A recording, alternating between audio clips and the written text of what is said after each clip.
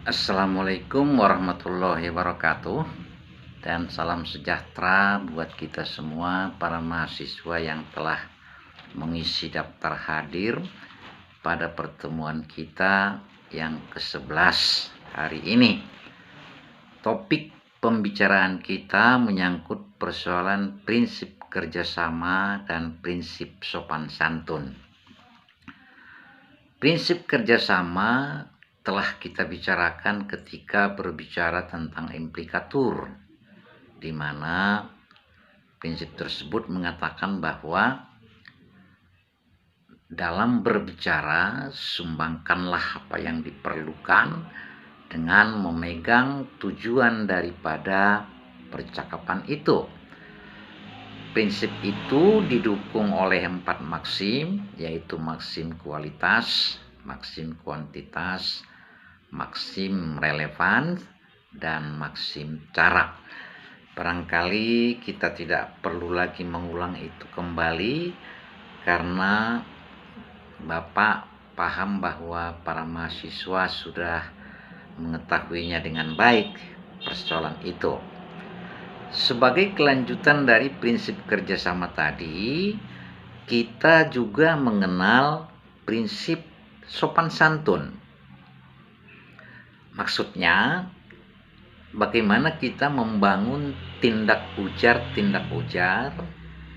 yang mengandung bermacam-macam nilai, antara lain nilai kebijakan, nilai kedermawanan, nilai penghargaan, nilai kesederhanaan, nilai permufakatan, dan nilai kesimpatian. Keenam macam ini kita sebut juga dengan maksim kebijakan, maksim kedermawanan, maksim penghargaan, maksim kesederhanaan, maksim permufakatan, dan maksim kesimpatian. Maksim-maksim ini memiliki postulat-postulatnya sendiri-sendiri yang bisa kita jadikan sebagai pedoman bagaimana cara membangun tindak ujar yang bijaksana, tindak ujar yang sifatnya dermawan, dan seterusnya. Sebagai contoh misalnya, kita petik salah satu, yaitu maksim kedermawanan. Postulatnya ialah kurangi keuntungan bagi diri sendiri, tambahi pengorbanan bagi diri sendiri. Jika kita melakukan kedua postulat ini, maka tindak ujar yang kita produksi atau yang kita hasilkan dapat dikatakan sebagai tindak ujar yang memiliki sifat kedermawanan.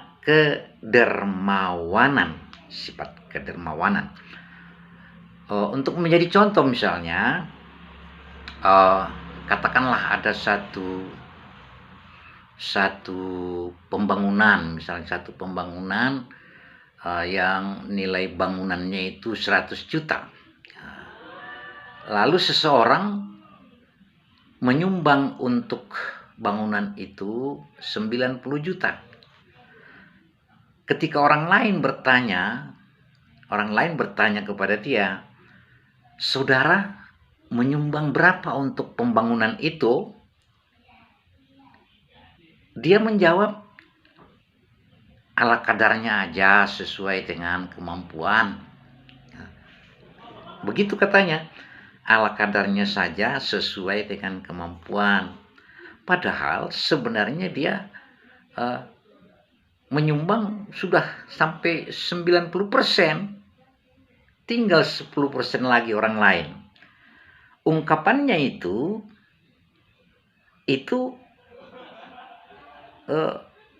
menyangkut postulat yang pertama, kurangi keuntungan bagi diri sendiri. ungkapannya ala kadarnya saja sesuai dengan kemampuan, padahal sebenarnya dia menyumbang sampai 90%, itu kan dia mengurangi